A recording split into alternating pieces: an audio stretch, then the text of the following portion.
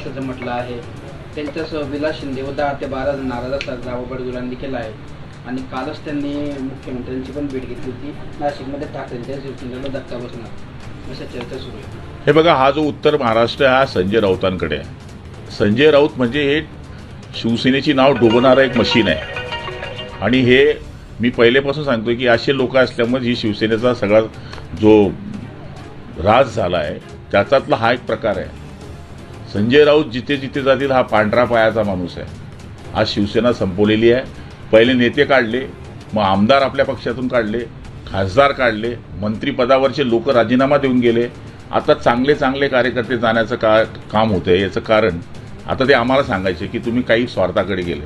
आता या लोकांचा काय स्वार्थ आहे, हे कशाकरता जात आहे? याचं मूळ कारण या लोकांचं कार्यकर्त्यांच्या पक्षातल्या केलेल्या कामाकडे लक्ष नाही, कार्यकर्ते किती मेहनत करतात त्याच्याकडे लक्ष नाही. यांचे जे चापलुसी करतील, याचे जे पाय पडतील राऊतचे, त्यांचंच हे पुढे नाव करत असतात. त्यामुळे हे होणारच होतं आणि ते होणारच आहे. जोपर्यंत संजय राऊत त्या पक्षामध्ये पुढे आहे तोपर्यंत हेच होणार आहे. कालच संजय राऊत नाशिकच्या दौऱ्यावर होते. त्यांनी त्यांची भेट सुद्धा घेतली होती आणि आज यांनी नाराज असल्याचा दावा केला. मी तुम्हाला पहिलेच बोललो, पांढऱ्या पायाचा माणूस आहे तो. जळगावमध्ये आले ना, तो 5चे 5 आमदार पडले मी तुम्हाला बोलवतो. काल आमच्यावर टीका करून दिली. सांगायचा अर्थ असा आहे की पेन चालून बाळासाहेबांची मर्जी जिंकली, खासदारकी मिळवली. यांचं पक्षामध्ये काय काम आहे? जे पक्षामध्ये आम्ही रात्रंदिवस घासतो, जो कार्यकर्ता आता खाली काम करतो, त्यालाच माहीत असतं पक्ष कसा वाढवायचा आहे. आणि आताच्या या राजकीय अवस्थेमध्ये पक्ष वाढवणं एवढी सोपी गोष्ट राहिलेली नाही. प्रत्येक पक्षाला मेहनत घ्यावी लागते, तेव्हा पक्ष टिकून असतो. हे मेहनत करतच नाही. हे येऊन खांद्यावर असा रुमाल टाकायची ॲक्टिंग, बाळासाहेबाचं सारखं गालाला हात लावायची ॲक्टिंग, एवढाच माहीत येतो. मिट्टू आहे मिट्टू. गिरीश महाजनांवर टीका करताना म्हटले आहे की गिरीश महाजन भारतीय जनता पार्टीचे दलाल आहे. 10 पिढ्या आल्या तरी ते आमचा पक्ष संपवू शकणार नाही. अरे, गिरीश महाजनांना दलाल म्हणण्याची लायकी तरी त्यांची आहे का? जो माणूस 7 वेळेस विधानसभेमध्ये निवडून येतो, जो माणूस उत्तर महाराष्ट्रामध्ये आपलं काम करतोय आणि त्या माणसाला पक्षाने जबाबदारी टाकलेली आहे, त्या तू कधी आयुष्यामध्ये निवडून आला नाही, तुझी लायकी काय आहे बोलायची? मूळ त्याची स्वतःची लायकी त्यांनी ओळखावी आणि मग कोणावरही टीका करावी. गिरीश महाजन बोलले की 8 दिवसामध्ये मोठा राजकीय भूकंप होईल.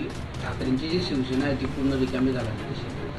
मी तुम्हाला तेच सांगतोय. आता जळगाव जिल्ह्यामध्ये आपण पाहिलं की चांगले चांगले कार्यकर्ते आज शिवसेनेमध्ये राहिले नाही.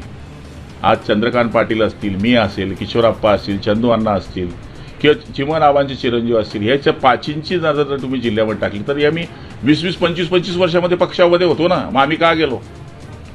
आता हे सुधाकर बडगुजर फाउंडर मेंबर आहे, मी त्यांना ओळखतो. 25 वर्षापासून कॉर्पोरेटर आहे. त्यांची बायको त्यांच्यावर कॉर्पोरेटर होती. हे का जात आहे? म्हणजे एकीकडे ठीक आहे आम्ही स्वार्थ करता गेलो, मग हे लोक कोण, यांचा काय स्वार्थ आहे? माझ्या माहितीप्रमाणे यांना पक्ष सांभाळण्याची यांच्यामध्ये हिंमत राहिली नाही.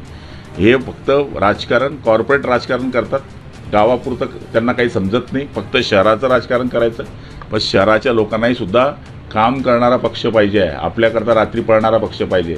कार्यकर्ता मेहनत करतो पण यांचं लक्ष कार्यकर्त्यांवर नाही. आता काही दिवसांपासून एक चर्चा केली जाते की SC, ST आणि ओबीसींचा निधी जो आहे अजित पवारांनी रोखून धरल्याचा आरोप लक्ष्मण नाकेंनी केला आहे. त्यांचं म्हणणं आहे की आम्हाला हा निधी दिला जात नाही, आपणचा अजितदादांकडून. हे बघा, असं काही होत नाही आहे. मी मागच्या वेळेसही बोललो होतो की काही काही वेळेस अर्थमंत्र्याला जी अर्जन्सी वाटली एखाद्या वेळेस त्या खात्या पैसा पळवू शकतो, पण याचा अर्थ त्या खात्यावर पुन्हा पैसे येणार नाही असं होत नाही. हे ॲडजस्टमेंट आहे, आपण संसारामध्ये करतोच. एखाद्या वेळेस तेल घरामध्ये जास्त असलं आणि साखर नसली तर आपण साखर घेतो, त्याच पद्धतीचा विषय आहे. त्याच्यामुळे हे पैसे वळवले म्हणून त्या खात्याला पैसे मिळणार नाही असं होत नाही.